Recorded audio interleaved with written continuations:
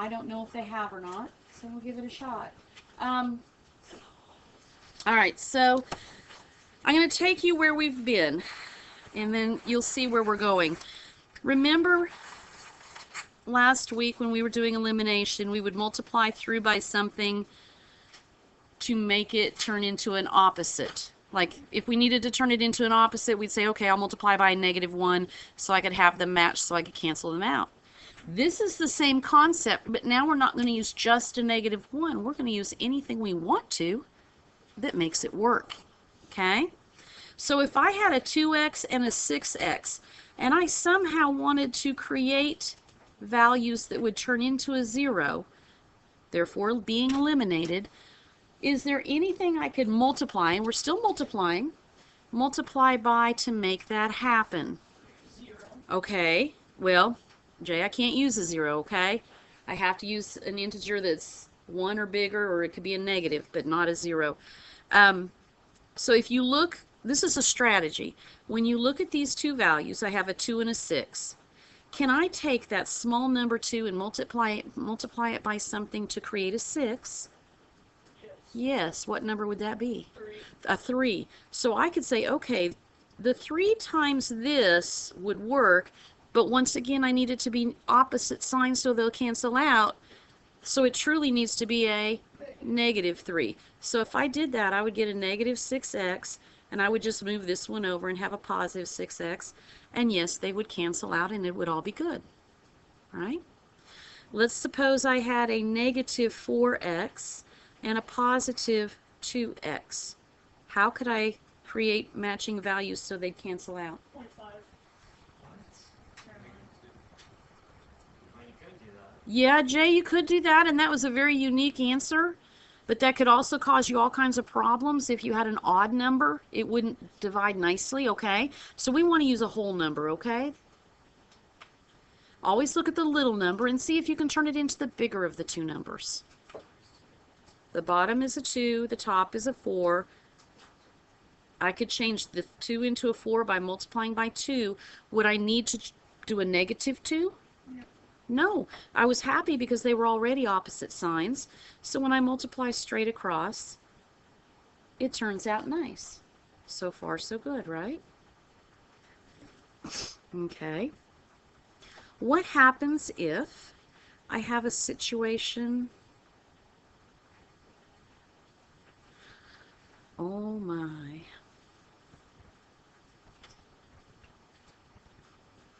What you think, Joy?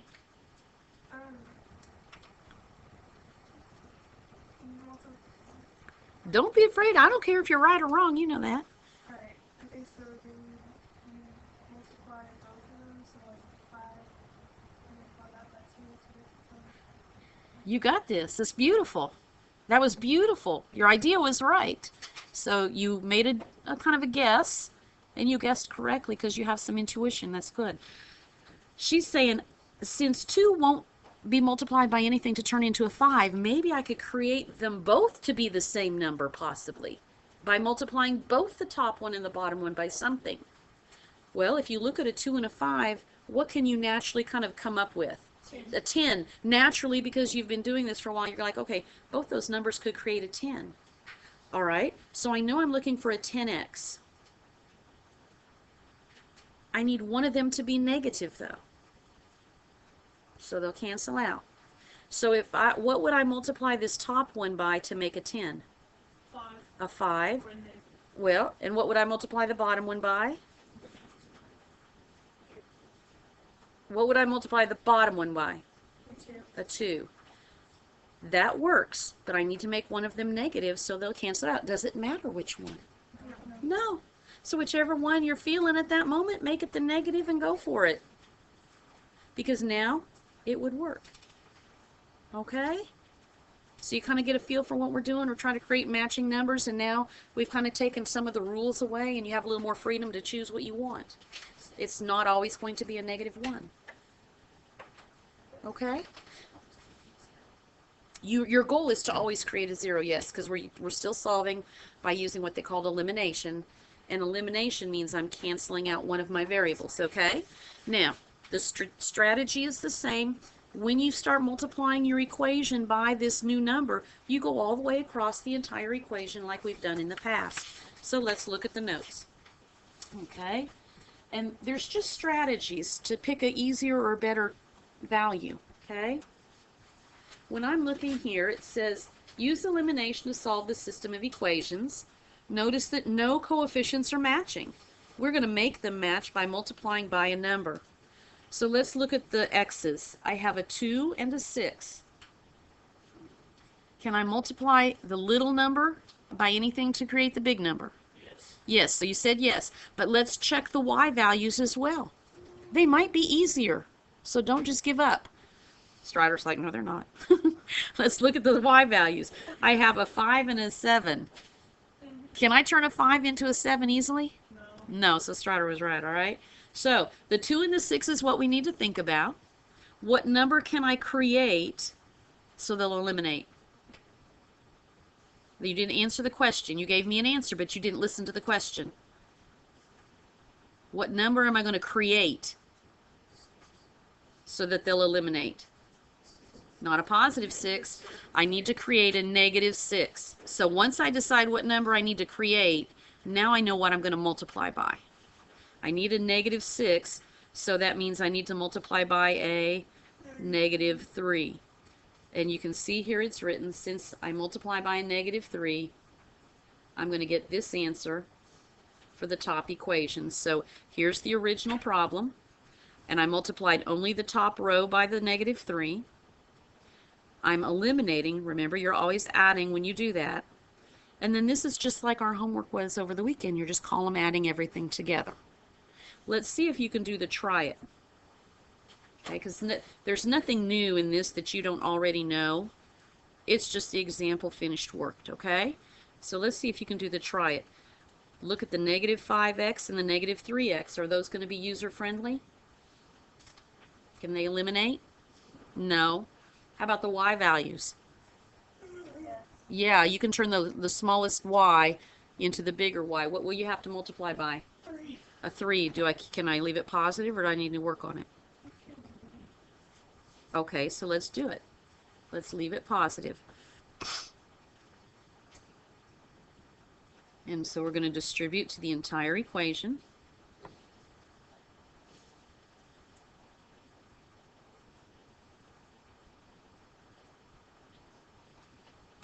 The other one just transfers over underneath it.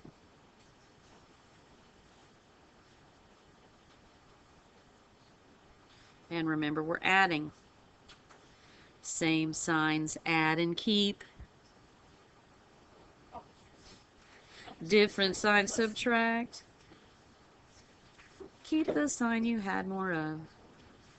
Then you'll be exact.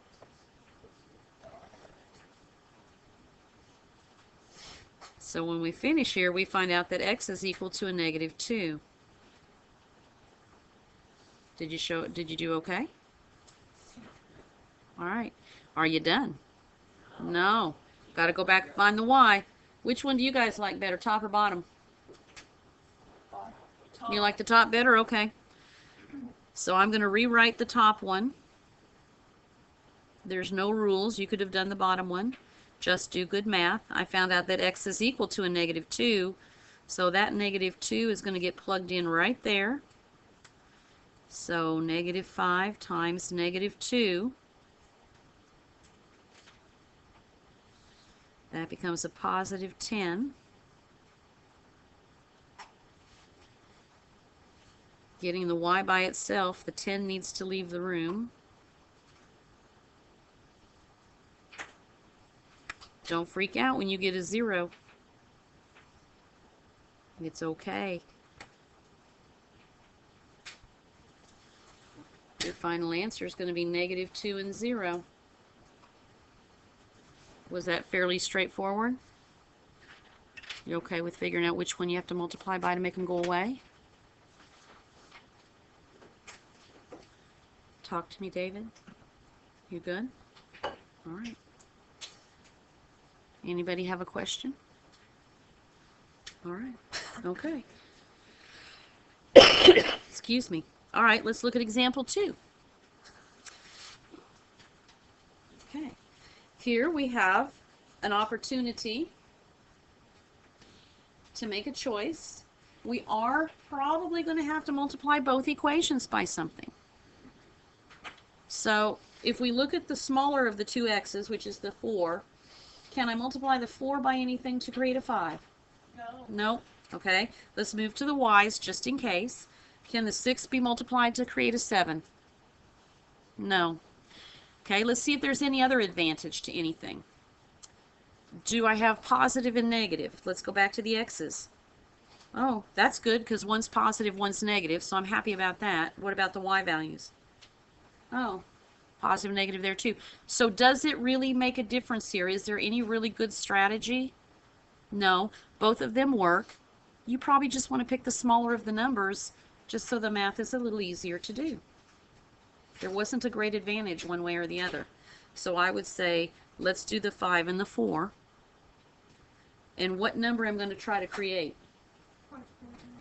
I'm going to try to create a 20, right? So if you look at the arrow, the big arrow there, it shows that the top row was multiplied by a 4. The bottom row was multiplied by a 5. All the way across the distributive property. And then we continue to solve it like we did on the previous problem. Let's try to do the try it. Okay? Because there is an advantage on the try it. And do you see it? Okay, I heard somebody say the y's. Tell me why you think the y's.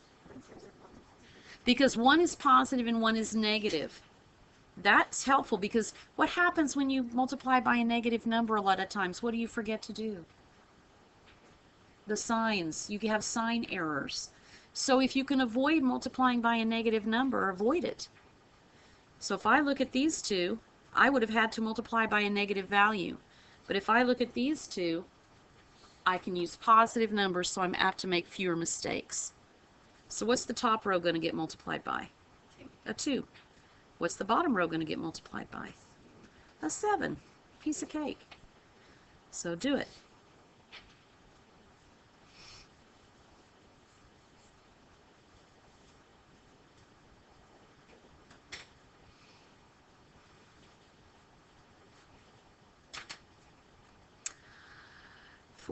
Carry 154.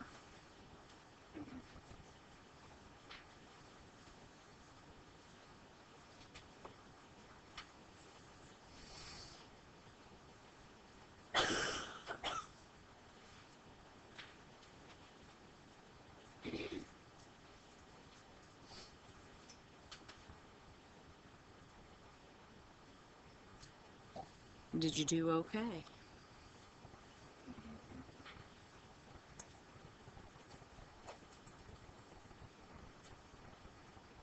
Anybody struggling on this step, this one right here at all? No?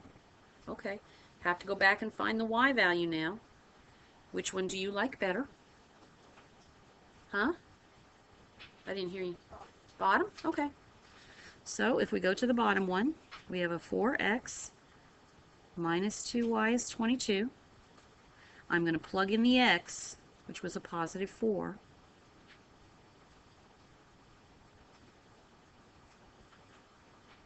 (16 minus 2y). Oh, you're going to make me subtract too early in the morning. 6?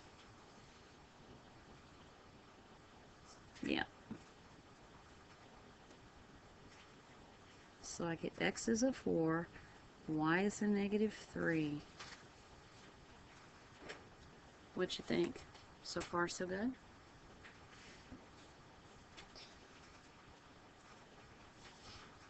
Okay.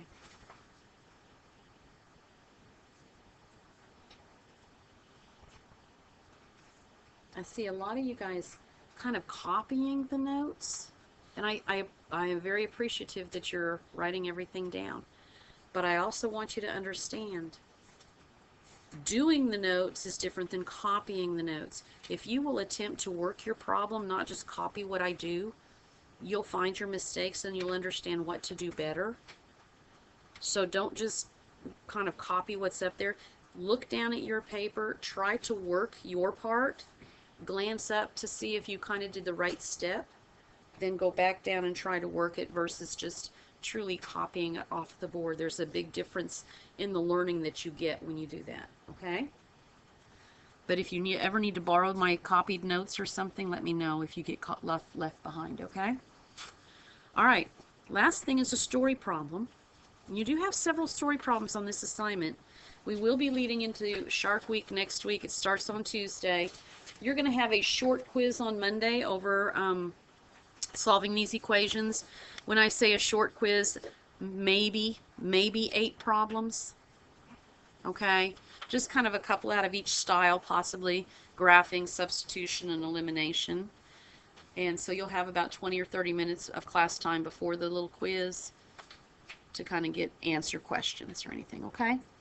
The story problem here is very basic. It uses the formula DIRT. Rate is D equals RT. And they just kind of do it backwards. Rate times time is equal to distance, which it is. And what's happening here is we have a boat that's traveling 32 miles with the wind. With the wind is the good thing, right? Have you ever bicycled with the wind or ran with the wind? It's helpful, right? Makes you feel a little bit better. So if it's helpful to you, it's a positive thing. Keep that in mind. When you go against the wind, oh, that's like going up a hill to me. I have a heart attack or something. Going against the wind, that's hurtful. That's negative. Keep that in mind. Yeah. And so when we set this story problems up, we have to make sure that we understand that with the wind is a good thing, against the wind is a negative thing. Because when we set it up, we're going to use that idea. So when we get to Shark Week, we're going to learn to build these tables and do a pretty good job with the tables. So we have this boat that's going 32 miles an hour, or going 32 miles. That's a distance.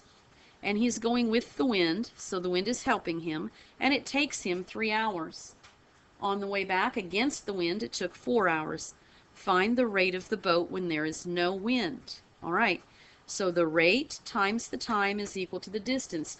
The rate is his speed. Okay, the rate is the same thing as a speed.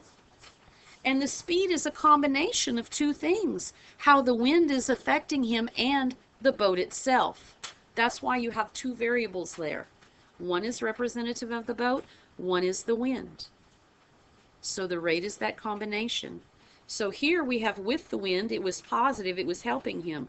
That's why there's a positive sign. The time it took him when the wind was helping him was 3 hours. This times this will equal this. Because you have more than one term, when you go to multiply them, you do need to put them in parentheses. The second one shows the wind hurting him, going against the wind, and it took him a little longer, but the distance was still the same. So we would have the 3 times the b plus w is equal to 32, and the 4 times the b minus w is 32. Just looking at those two equations, what do you think your first step would be? Distributive property. And so that's what they did, and that's what they got right here was the distributive property after they did that, okay? Then they set the two equations up, one on top of the other, and they did elimination. So they figured out what did I have to multiply by to make things go away. The top row they multiplied by 4, the bottom they multiplied by 3, and this is where they got. They added the two things together. They divided, and they got that the boat was going approximately 10.7 miles an hour or kilometers or whatever it was. Okay? Was that overly difficult to set up? Not really. Now I'm going to show you an alternative way that I think you will like. And on the story problems, I don't care which way you do. Just show your work, right? I'm just grumpy about you showing your work. So let's say we have the same thing. We're going to still use the distance. We're still going to use dirt. So I want you to write with, the word with, and the word against.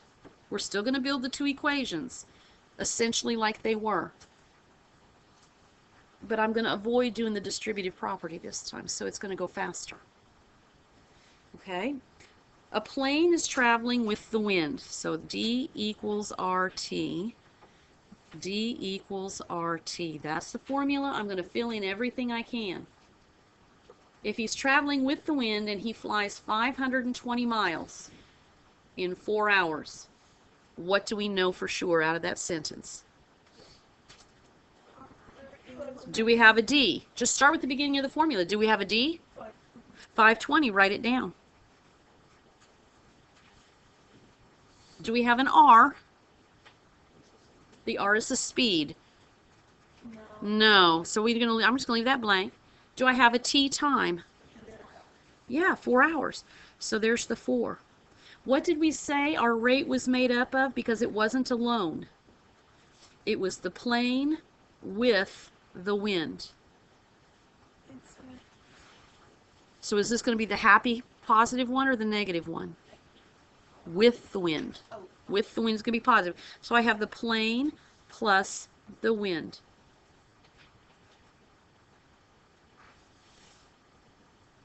Makes sense so far? Let's set up the other side now. On the return trip, it takes 5 hours, and he goes the same distance. So what do I know about the D value? 520. On the return trip, does it make sense that he's now going the opposite direction of with the wind? Because he's going the opposite way. So now it's the plane minus the wind because it's hurtful, it's negative. And the T time is now a 5, right? So we did the same thing that they did in the table, essentially, right? So far, so good. Here's where I'm going to take you on a small, short journey. Just stick with me here. Suppose I had the formula dirt, and I was trying to find the value of R. I wanted the R to be by itself. What math would you do? You want the R to be by itself, so who needs to leave? The T time. So what am I going to do? Is this adding? Divide. So if I divided both sides by the T time, would I have my R by itself? All right. Back to the future. Do I have a distance? Do I have a rate? Do I have a time? I'm trying to get the R by itself. I'm trying to solve for the R. So what do I need to divide by here? 4. So let's divide both sides by 4. Before I do the distributive property, I'm going to get rid of all this mess.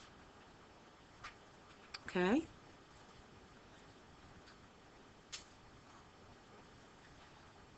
One. Is that right? Okay. Well, that was pretty easy, wasn't it? Let's do the other side. What will I divide on that side? Divide by the 5, right? Because I'm trying to get the variables by themselves.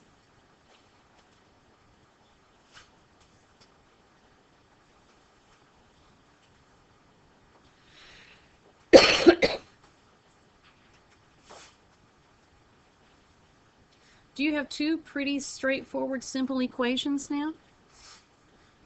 So now I could stack these two on top of each other and do elimination. Okay?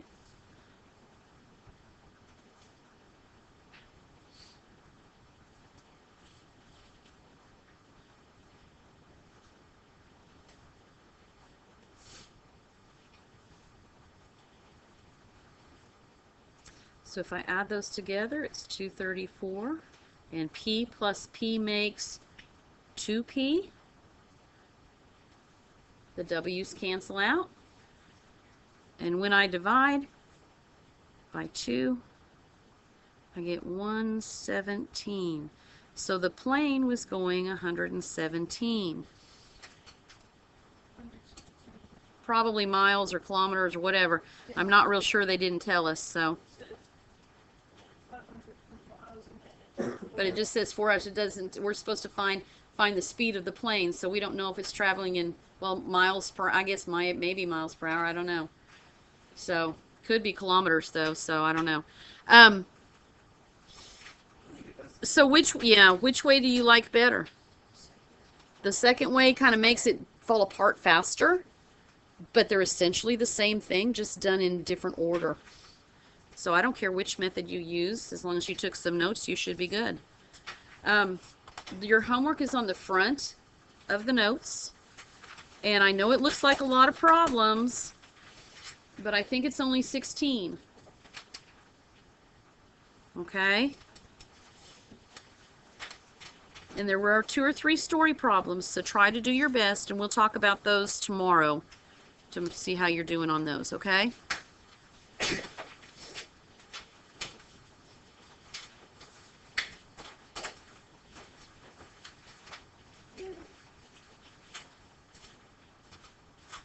And let's see if this works.